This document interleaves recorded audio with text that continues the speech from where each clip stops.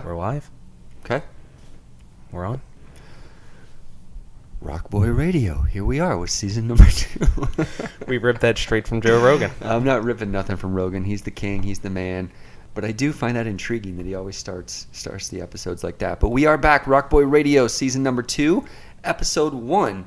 And yeah, we do work in seasons, in case you were wondering. We did season 1 last year. Season number 2 kicks off today. And I don't know. We're kind of like the Sopranos, dude. That's how we work. We work in seasons, so Dude, live with it. We're gangster. Gangster. We're gangster. And on top of that, we have millions of viewers, listeners, whatever you want to call it. Something like that. Yeah. So yeah, we've got a great episode today. Our boys from Bobaflex. We had the pleasure of interviewing Marty McCoy, Tommy Johnson from Bobaflex. Love those guys, man. Love the music, Good love the dudes. show, love Good the dudes. dudes. They're great. So we'll have an interview for you that we took from a show here in St. Louis a couple weeks ago, coming up here in just a second. But before we jump into that, let's catch up, man. It's been a while. Dude, it's been a real long time. You have a new nickname here on the show. You're now Max, because I think everybody needs a nickname. I come from Canada and hockey, and like everybody gets a nickname. Yeah? What was yours in high school? I don't know. I don't really recall, and I can't really give myself a nickname, but you'll have to figure that out. But I'll reach out to some of your boys. If They'll you want remember. a suggestion, you can use Motorhead. All right. I'll probably never call you that, but that's fine. So let's. I think it's important that we take a minute here to reflect. We had a big summer, lots of metal shows going on, lots of great stuff. Why don't we love top threes here on RockBoy Radio. Give me, Max, your top 3. Let's go with top 3 metal moments of the summer of 2017 in the Max world. All right. Well, I'm not going to go in order, but I'll give you my top 3. So before this, amphitheater shows, that was kind of my main gig. I'd go see bigger bands live. Amphitheater guy. I was amphitheater guy before this. This summer, I saw a lot of club shows. And, dude, we had this debate. I probably need to start wearing earplugs. I was kind of deaf after this summer. Shit gets loud, man. Dude, Faster Pussycat, fucking kick ass live. You said it. I didn't listen, but you said it. And, okay. Dude, they delivered. Saw Dragon Force, saw Megadeth, all really, really, really fucking loud shows. Besides that, dude, seeing Ghost live for the first time. I know you're not a big Ghost guy. I want to We'll jump call in you here. not Ghost guy. I want to jump here, and I'm not sure you understand the concept of top 3. You just rattled off about 14 shows that you saw. And what I'm looking for here, Max, are the top 3 metal moments of Max's summer. We'll go getting a pick from Marty, number 1, since he's on our show. You got a pick from Marty? Okay. Think so. Okay. So we'll say that. Getting a high five from Mark Hudson. Dude, we talked all about high fives, right? Okay. We talked about how Josh Todd didn't give you a high five, and you were super upset about it. So getting a high five from Herman Lee and Mark Hudson from Dragon Force. Okay. That was pretty sick. All right, good. And then, dude, we'll see Megadeth for the first time. That was the first time I've been to a show where I was literally terrified for my hearing afterwards. Like, I thought that it was literally going to damage my hearing. So that was definitely notable. Those for boys me. can play some guitar, Dude, right? Dude, and Meshuggah opened up for them, and they are heavy as hell also. So those were probably my top 3, I would say. How about you? For me, I went to a couple of festivals. I'll start out with Moonstock. Moonstock was during the whole eclipse thing down in southern Illinois, which was like supposed to be the best place to see the eclipse in the country, I think. Right. So we went to Moonstock there. They brought a bunch of bands in. It was kind of a weird festival, but it ended up being okay. Five Finger Death Punch closed the show on one of the nights, and I pushed my way up to the front, which was kind of cool. And literally, Ivan came over and was just singing "Remember Everything" right on the gate, right above my wife and I. It was a pretty cool, man. Right. Gives you chills. Right. So I'll go with that with number 3. Number 2 for me was seeing Guns N' Roses here in St. Louis at the Dome. Little disappointed in the crowd. Again, Was it light? Was it pretty light for them? It wasn't sold out. It wasn't even near sold out, Wow. at least from what I could tell. I don't know how many ended up being there. Probably 30-some thousand, maybe 40. I don't know. But it's a huge place. But nonetheless, Guns N' Roses, man, almost 3.5 hours of showtime. And seeing them for the first time here in St. Louis in 25 years since the whole riot thing happened was pretty cool, and they delivered and killed it. Number 1 for me was back to Moonstock, seeing Ozzy Osbourne. They timed it so perfectly, and this was the whole gist of Moonstock, was bringing Ozzy into Moonstock to sing Bark at the Moon, literally during the height of the eclipse at like 1:20 in the afternoon. It's amazing they pulled off the timing on that. Dude, the timing worked out so beautiful. It was so dark when he was singing that song, ripping it out. Like, people were like crying, and like Were you one of them? No, dude, I don't cry. Are you kidding me? But I did have chills. It was a pretty chilling moment, and yeah, I'm saving that one in the Barclay memories for sure. Would you have cried if it was Faster playing Babylon? I wouldn't have cried at that either, but I did almost cry earlier that same day when, from the night before, some dude in an RV close to ours got really drunk, passed out, and like literally took a shit right in front of our front door on the lawn. So that was the most unmetal moment of 2017 for me. The most unmetal moment. Dude, let's kind of fast forward here to Bobaflex. Boba. Dude, so it was a memorable show, wouldn't you say? I love the show, man. It was memorable because they're awesome, and it was also memorable because literally there were 50 people in the audience. Dude, and I just remember that night being so disappointed in that. It's no knock on Bobaflex. Absolutely because not. I literally saw them in July at Rockfest in Wisconsin, and the stage that they were playing on was packed out the ass. People rocking. The energy was great. People love Bobaflex in the right market that supports it. And there's probably like 1,000, 1,500, whatever people at that show, 50 people at this show. And I don't know, man. It's just, I don't know if it's a St. Louis thing or what, but sometimes the shows are hit and miss here. I think it's the city, man. On a weeknight going down to the city, not a lot of people want to go to that for whatever reason. But you and I were both down to the show. I brought my wife. You brought your intern Nick. Intern Nick. That's what we're calling him. You tag him along too. He tags along with you to all these shows. So it was Nick's first Bobaflex experience. But we were probably down there, during the load-in, during the meet and greet, during the interview we had with him, and then all the way through the show. It was probably like a 9-hour Bobaflex experience. 9 hours is being conservative, probably, for that. My favorite part is that you specifically went to a store beforehand because you're like, I got to bring these guys a gift. I'm going to be gift guy today and bring these guys a gift. I don't think that's exactly how it happened. I just thought it was a nice thing to do. That's exactly how it happened, and it's exactly how you sound. And you're like, I'm going to bring these guys a gift. And you go get a bottle of Jaeger because you know they like Jaeger, and you bring it down with them. You've got it all protected, and then you whip it out once you get into the venue. You're waiting for the right opportunity to give it to them. You have to go to the bathroom though, so you like set it on a table. You go to the bathroom, you come back, and it's gone. Marty McCoy from Bobaflex had snaked it, and you get no credit. You get no cred. You don't get the gift cred. If you listen to the interview, I'm begging for the credit during that. Hopefully the mic picked up on that because I was begging. I was like, "Yeah, you know that Jaeger earlier? I mean, that's kind of me bringing it for you guys for the interview, you know." Dude, these guys are old pros, man. You don't leave Jaeger hanging around. They will snake it, and you will get no gift cred. Dude, I mean, how about another highlight of the show for me was when Marty took your camera, right? Yeah, Marty took my camera. I pulled it out towards the end of the show. I'm not usually a camera guy, like. Taping the whole show like a lot of people do, but I whipped it out for Is intern Nick camera guy? Dude, he has that camera out hard. He brings like the friggin' the tripod. He brings like a tripod. But yeah, that was cool. He saw me filming. He grabbed the camera, took it on stage, did a whole lap around the stage with the camera, giving me some live footage of Tommy on drums and. The bass player and Sean on guitars doing his thing. And it was so cool, man. I love that he did that, and I got it forever now. Dude, thank God it wasn't Snapchat, because you'd had in 10 seconds, and then it would have been over. That's true. Wait, do you know what Snapchat is, or are you too old for that? Yeah, I've heard of it. Okay, he's heard of it. Dude, but besides that, watching these guys grind so fucking hard on the road. I mean, they're literally lugging their own shit up to the stage, down from the stage. Marty and Sean, maybe not so much, but everyone else was definitely hauling all the shit, right? And it was an interesting experience to see a band so hardworking. And fuck, dude, they play like 400 shows a year. Yeah. No wonder they're so built. They're hardworking. Well, that and the planet, right? And I think Marty likes to talk about the West Virginia mentality that these guys have, and it's definitely rooted in work. And they're guys that you definitely got to root for to. That hopefully they're going to bump up to even another level. Right, dude. How about this interview itself? Tell me a little bit about the setting here. We were kind of in a street, like in a street, an actual working street. We were in the middle of a working street. Outdoors, cars going by, so the sound quality is probably not the greatest, but we made do. we were dodging scooters and cars and just trying not to get run over. So it was a little awkward.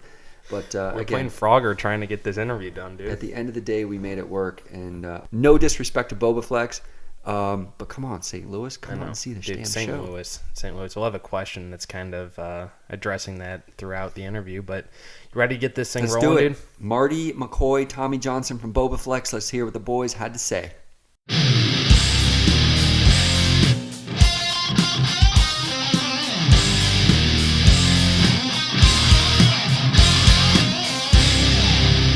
All right, it's Barclay and Andrew. Dude, we are kind of backstage here at the Bobaflex show here in St. Louis, and we're kind of here with rock royalty, I feel like. Mr. Marty and Tommy from Bobaflex, just prior to your St. Louis, Missouri show. Thanks, guys, for joining us. Thanks for having us. Man. I got to say, this summer in St. Louis, there were probably 3 rock highlights. We got Metallica that came through. We got Guns N' Roses that came through. Last but not least, we got you guys kind of closing the summer with us in Bobaflex. And I'm not kidding. You bringing the unmatched live energy to the Arch City is a big night for us. So thank you. We're gonna bring it out tonight as well. What is your? About being compared to Metallica, Guns N' Roses, like, I told him to toss Maiden in there. He didn't give it to me either. in this world right here? Maiden play here too. Yeah, Oh. Maiden and Ghost. I didn't get to see that one. Yeah. I got it. You guys went.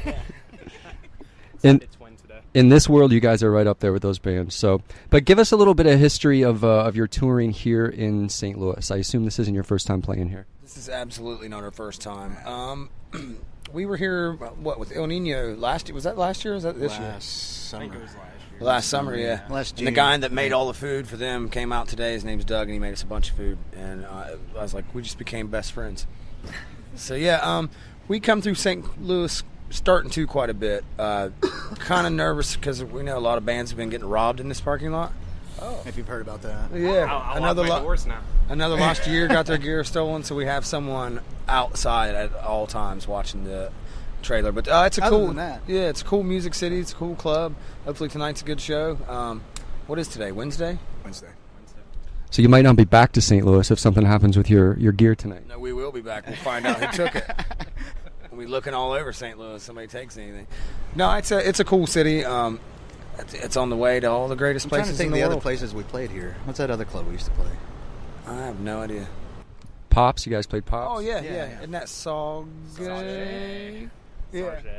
Couple of nice little clubs beside Pops over there. Pops like closed for 20 minutes and then opened, but like there was no time that it closed. Like for 10 minutes it closed for legal reasons, and you could drink at 6 in the morning. And it was insane. Only in St. Louis, East St. Louis. Right, so like on a day like this, do you guys get to like see the city at all, or is it just like one stop after another? Because I know you guys have 100 tour dates in a row, back to back. It's pretty much one stop after the other. We usually make it to the gym and go to Planet Fitness. Right. Yeah. We talked about that last time. Take showers and work out. And, See some of the city on the way to the club. yeah, but it's pretty intense touring schedule. Sometimes we get lucky and have a couple days off, but not here. Not this time. Right. So we talked about this a little bit, and we're always kind of debating, and we have to get like an honest answer from you guys. Is St. Louis an A or B or C market when it comes to rock? Honest answer, because the canned answer is always going to be, well, yeah, it's the greatest city ever. but honestly, like tours, like the size of the crowds, the energy, like what do you usually get when you come here, market size? The A markets in the country are in the Midwest for sure. The radio stations that still play whatever they want, like Madison, JJO and Madison. There's some stations in Iowa that are awesome. Wisconsin is like the Europe of the United States for rock. St. Louis, we'll see what kind of. We'll give it a listing tonight. Last time, I mean, I'm sure Metallica thinks it's an pretty A-list city. time. Yeah, last time we were here, it was pretty cool. So yeah, we'll see. But yeah, a lot of it has to do with the radio stations. There's still some real rebels at radio that don't care about the corporate commercial sponsors and all that stuff, and play what they want. And those are the cities where that's been spinning. I mean, we go to Madison, Wisconsin, we're like the Beatles. Right. It's awesome. Yeah. So St. Louis, we'll find out. I'll tell you tonight. All right, so you guys kind of, you've got some roots from West Virginia. You got the Columbus, Ohio thing going. Does not residing in a real rock town or a traditional rock town like L.A. or Vegas, or even more so recently like in Nashville, does that hurt you in the industry at all, and any desire to move? No. Columbus, Ohio is starting to become one of the places for rock. We got 21 Pilots are out of there. Beartooth, Starset. Then we got Red Sun Rising, who's out of Akron, which is not very far away. You got us. There's a lot of really cool stuff going on in Columbus. As far as LA and New York, I mean, you ever tried to park there? I don't give a shit what's happening out there. As far as moving, like, we moved from West Virginia to Ohio because there was a really cool rock scene. I remember the first time we came to the legendary Al Rosa Villa, and I was like, oh my God, sound and lights and smoke, and there was this all-girl punk band playing, and this goth band playing, and this death metal band playing. I thought it was the coolest thing ever. So us moving from West Virginia to Columbus was kind of our little LA venture. Right on. All the good sunshine. Mini LA? So this is probably your guys' like 400th. We talked about the touring schedule a couple minutes ago. I'm sure probably 400th show of the year, about that. And Something crazy like that, yeah. So, like, give us a couple of the highlights so far from the tour. We started the tour. Our CD release party was in Columbus, Ohio, and it was at the Newport Music Hall. We're going to get hit by a car. Hang on a second. Oh. It started at the Newport Music Hall, and it was, oh man, there was 1,400 people. It's a 1,700 seater. I don't know how they would have put any more people in there.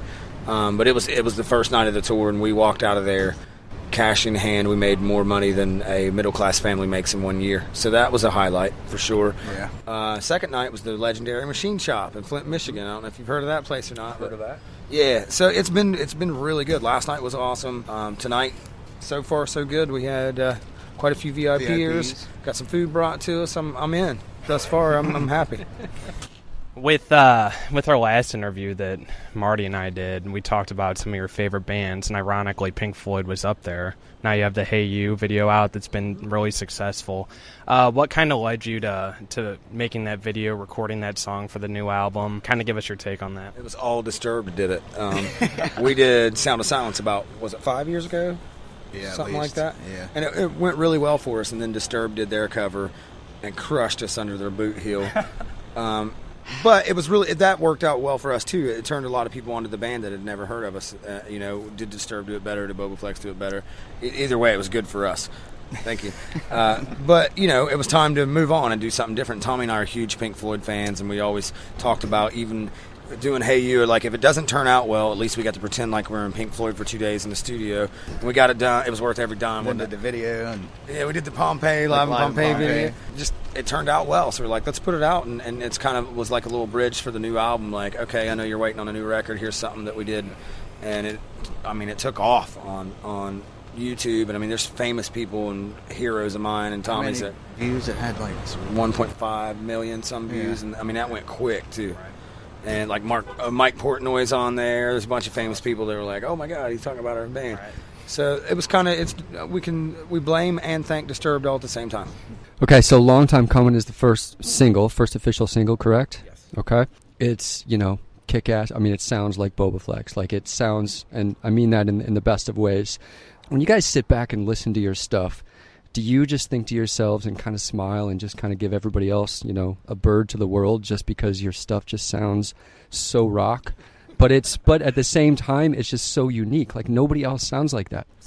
Yeah, sit back and smile. Yeah. I do. Yeah, I do. Like we produce our own records and write our own songs, and everything's real. And this record, we kind of went in at it with let's do less guitar layers and let's just make it sound like the band, and I think we pulled it off. But absolutely, I listen to a record every night. I go to bed and smile and laugh. This is kick ass.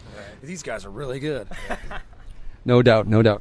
All right, you guys are headlining your own tour, obviously playing to good-sized crowds, good-sized festivals too. You went up and saw them in Wisconsin for Rockfest, and for all of that. Some bands start to feel comfortable, What's the next move to ramp things up for you guys? But you guys should be playing to 1,000-seaters every night instead of playing to, 300 tonight. Well, first of all, some bands do get to start comfortable, but I don't think these guys are one of those bands. And I got to imagine you guys have some trick up your sleeve, but what is, like, the next move to, like, ramp it up another notch? Maybe going to Europe. That's done. We're dying to go to Europe. It's like we have to go. We just signed to Thermal Entertainment because we've been independent for a long time, and it's worked out really well.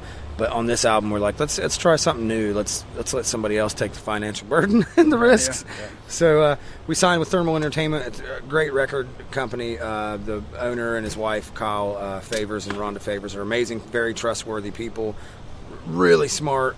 They care about the band, which was the most important thing.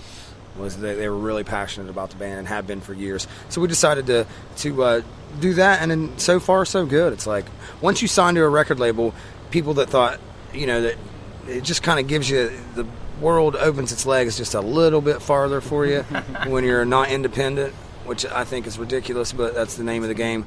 But so yeah, they're really passionate, and they have a great radio team, and it's just kind of a different kind of take on it, you know what I mean? We're doing so much ourselves that it's kind of exhausting, and it's nice to have somebody take on something where we can actually take naps. Yeah. I remember the last time we talked about the TNT thing and how you guys kind of got screwed on that, dude. TBT, yeah. Right, and all about that. But you want to go ahead and jump in? So Andrew mentioned I did see you guys up at Rockfest in Wisconsin. Killer show. You guys were one of the headliners on the first night. Place that you played, the venue that you played there was packed. The energy was out of this world. I felt like I was going to get killed that night. Like energy out the wazoo.